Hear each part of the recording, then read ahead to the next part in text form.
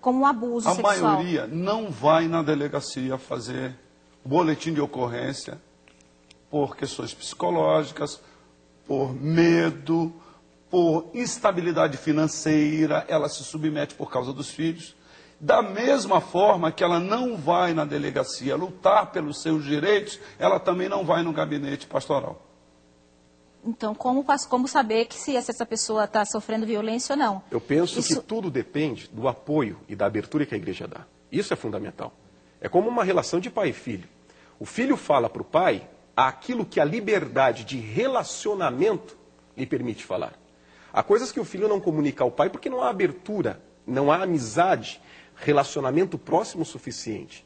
Agora é evidente, se a igreja passa a ser mais reflexiva, mais pensante e menos legalista, isso abre a possibilidade de se idealizar um pastor sentado do outro lado da mesa, sensível e disposto ao menos a ouvir o que está acontecendo.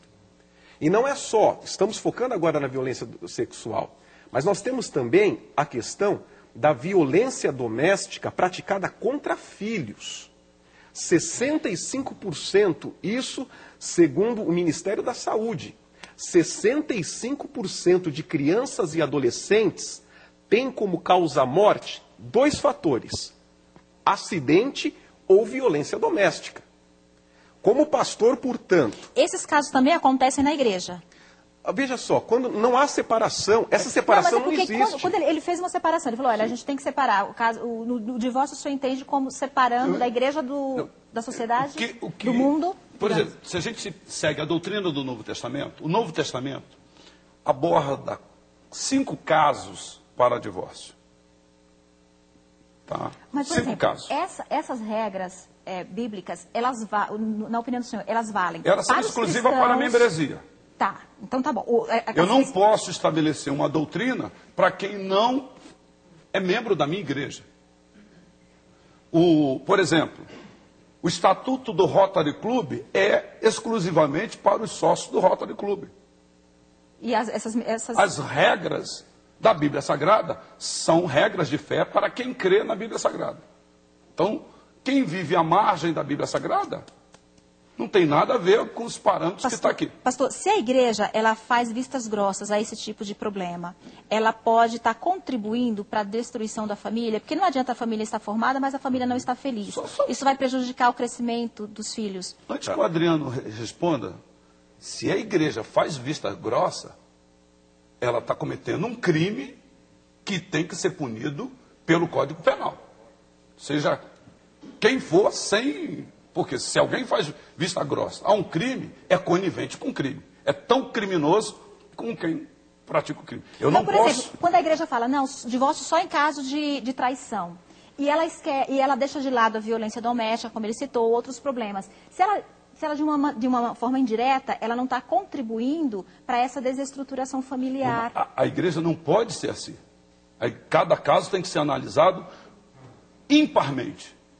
Okay. Porque senão a igreja deixou de ser igreja. Ok, pois não. Primeiro ponto que eu queria salientar é que os dados estatísticos não são de igreja fora da igreja. Quando se procura um posto de saúde, não se pergunta se você é ou não de igreja. 17 mil casos registrados no primeiro semestre pela Polícia Civil como causas de violência doméstica, não se pergunta no boletim de ocorrência qual credo, se é a igreja ou não. Os dados estatísticos, então, que nós estamos nutrindo a conversa, é da sociedade brasileira, também daqueles que fazem parte da igreja cristã e da igreja protestante.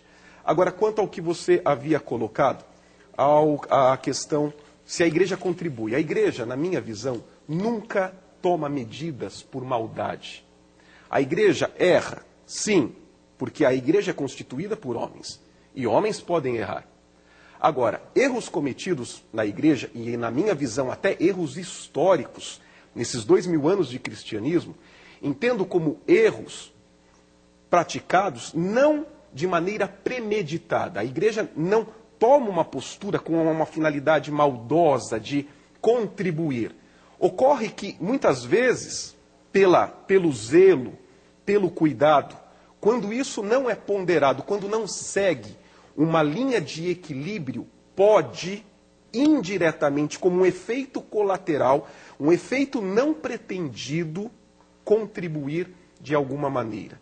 Se criamos a ideia de uma igreja intolerante, legalista, fechada em torno da questão do adultério como causa para divórcio com vistas a novo casamento, sem análise pessoal, sem levar em considerações questões de violência doméstica, violência sexual, como nós estamos aqui colocando, evidentemente, como efeito colateral, ela pode, de alguma forma, contribuir indiretamente, porém não de maneira consciente.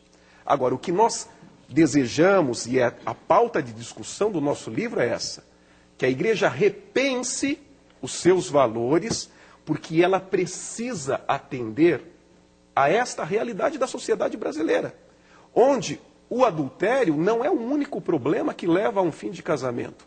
E há problemas graves como os que nós estamos colocando aqui. Quanto à sua outra pergunta que foi feita, se a questão do que Deus uniu, até onde vai esta questão do que Deus uniu, evidentemente eu penso que não é o fato da pessoa estar casado na igreja ou fora da igreja. Porque Deus é Deus dos que estão na igreja, Deus é Deus dos que estão fora da igreja, Deus é o Criador do universo. E quando eu parto de um posicionamento cristão, de que Deus é o Criador de tudo, o fato de você crer ou não crer na minha fé não invalida a minha concepção de Deus como Criador e Senhor de todos. Se a questão, portanto, do que Deus uniu, refere-se a um princípio, a algo expresso dentro dos princípios valorativos de Deus, de que aquilo que é unido, de que aquilo que é abençoado, casamento, deverá o quê? Se manter. Porém, como exceção a uma regra. Há acidentes, há problemas graves, como expressado por Jesus, valendo-se de adultério como algo que era absurdamente feito nos seus dias. Ok.